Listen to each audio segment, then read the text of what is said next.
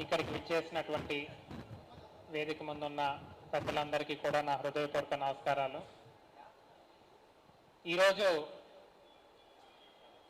రావెల ఉదయ్ గారు వారి యొక్క సేవా కార్యక్రమాలకి గ్లోబల్ పీస్ ఆర్గనైజేషన్ వారికి డాక్టరేట్ ఇవ్వటం చాలా సంతోషంగా ఉంది.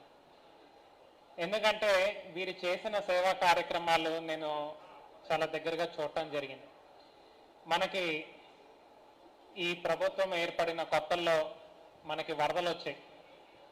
ఆ వరదలు వచ్చినప్పుడు అన్ని గ్రామాలు కూడా మునిగిపోయినాయి, ఏదైతే ఈ లంక గ్రామాలు ఉన్నాయో అవన్నీ.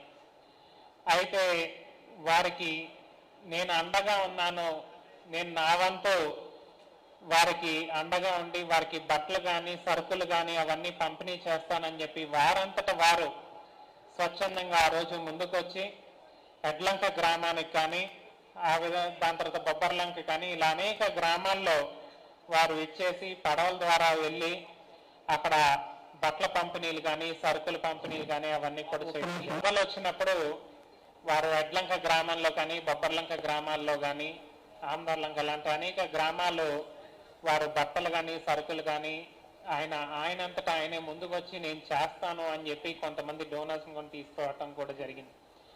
అలా ఏ ఒక్క ఆపద సమయంలో కానీ ఏ ఒక్క అవసరాన్ని బట్టి వారే ముందుకు వచ్చి నేను పలానా కార్యక్రమం చేస్తాను, నేను పలానా ఇది చేస్తాను, మా నాన్నగారి పేరు మీద రావెల కృష్ణ గారి పేరు మీద అనేక కార్యక్రమాలు చేస్తూ పేద పిల్లలకు కానీ వారికి పుస్తకాలు కానీ పెన్నులు కానీ ఇట్లా అనేక కార్యక్రమాలు చేయటం అవన్నీ కూడా గమనించి ఈరోజు ఈ గ్లోబల్ పీస్ అమెరికా